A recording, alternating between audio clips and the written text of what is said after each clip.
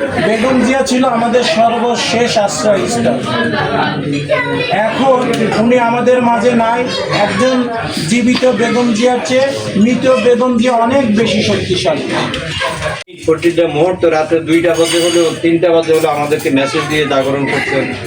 আমাদের সেই সংগঠন, আমাদের এই সংগঠনের সেক্রেটারি জনাব শহীদুল ইসলাম বিপি শহীদ ভাই। বেগম জিয়া এমন একটি নাম যার স্মৃতিচারণ আমি দিনকে দিন প্রতিদিন বছর ধরেও বলে শেষ করতে পারি। আপনাদের কার কেমন অনুভূতি কী হচ্ছে আমি জানি না, হয়তো সবার অনুভূতি এক। কিন্তু আমি গত 2 দিনেই একটিবারের জন্য কল্পনা করতে পারছি না যে বেগম খালেদা জিয়া আমাদের মাঝে নাই। আমি কালকেও পার্টি অফিসের সামনে কথা বলতে বলতে ওনার যে জানাজায় গেছি আমরা, এটা আমার মুখে আসতেছে না। ওনার জনসভায় গেছি আমরা।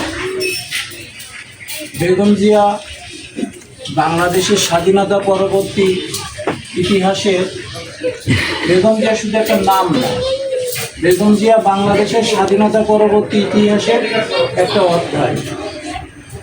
বেগম জিয়া স্বৈর সরকার এরশাদ পতনের আন্দোলনে ওনাকে আপসীন নেত্রী হিসাবেই প্রতিষ্ঠিত করেছে। ওনার যে আপসীন চরিত্র সেটা বিশ্ব দেখেছিল। বেগম জিয়া কি ইস্পাত পুতুল। বেগম জিয়া একদিকে যেমন ছিলেন মমতাময়ী ব্যক্তি জীবনে, আরেকদিকে উনি রাজনৈতিক জীবনে ছিলেন কঠোর, আপসীন।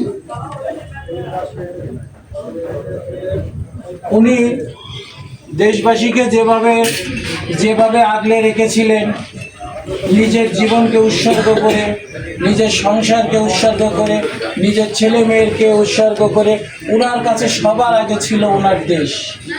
প্রিয় সাথীরা, আমাদের রাজনৈতিক অঙ্গনে একটা ইউনিয়নের চেয়ারম্যান বা একটা ইউনিয়নের মেম্বারেরও দেখবেন কোটি কোটি টাকার সম্পত্তি আছে, কিন্তু আমাদের নেত্রী বেগম খালেদা জিয়া 3 বার প্রধানমন্ত্রী ছিলেন এবং বিএনপি চেয়ারপারসন ছিলেন।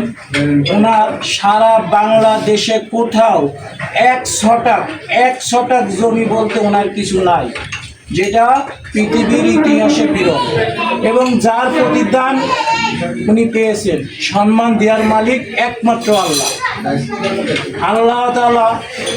আমরা অত ইসলামে অত অভিজ্ঞ না, আমাদের কারি সাহেবরা হুজুররা আছে বলতে পারবেন কত বড় সৌভাগ্যবান ব্যক্তি হলে যার জানাজায় 1,40,00,000 প্রায় লোক উপস্থিত হয়, যেটা পৃথিবীর ইতিহাসে বিরল। আর কোনোদিন এই ঘটনা পৃথিবীর কোথাও ঘটবে কিনা জানা নাই। এমনকি অনেক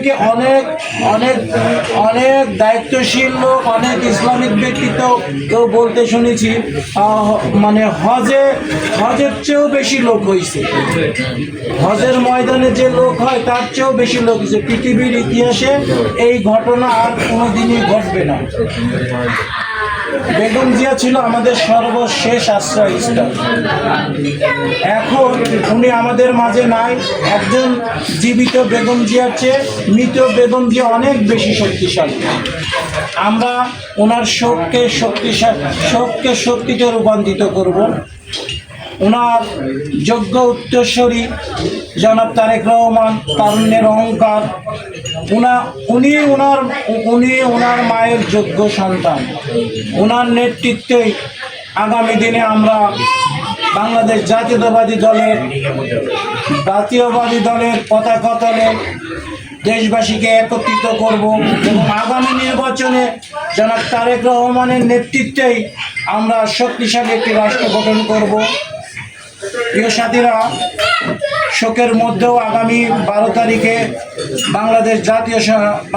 বাংলাদেশের জাতীয় সংসদ নির্বাচন। একটি কুচক্রী মহল, স্বাধীনতা বিরোধী, যারা 71-এ বাংলাদেশ চায় নাই, তারা এখন আবার নতুন করে চক্রান্ত শুরু করেছে এই বাংলাদেশকে দখল করার জন্য। কিন্তু আমাদের জাতীয়তাবাদী দলের শহীদ জিয়া, তারেক রহমান এবং খালেদা জিয়ার প্রত্যেকটা সৈনিককে সতর্ক থাকতে হবে।